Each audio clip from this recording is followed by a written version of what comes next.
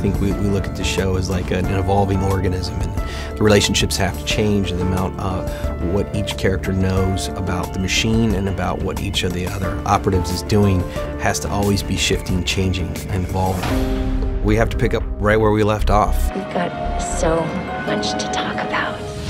Harold Finch has been abducted by the diabolical Root. John Reese is a bit lost right now. There's no one around to interpret the number of the week, and at the same time, he's lost the one person who sort of rejuvenated him and given him a purpose in life.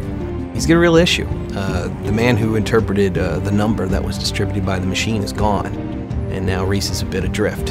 Him looking into the camera will start to tease the question, is it a one-way communication, or is it deeper than that? He's in danger now, because he was working for you.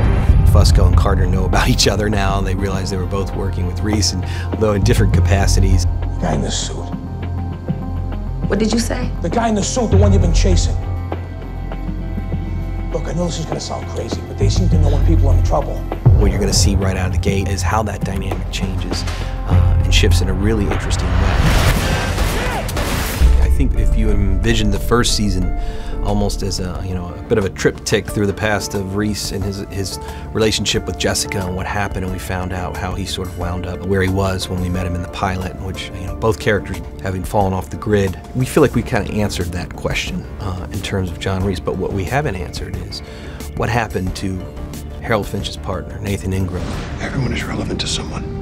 You would know that if you had anyone in your life you cared about. And how did Finch wind up with his limp?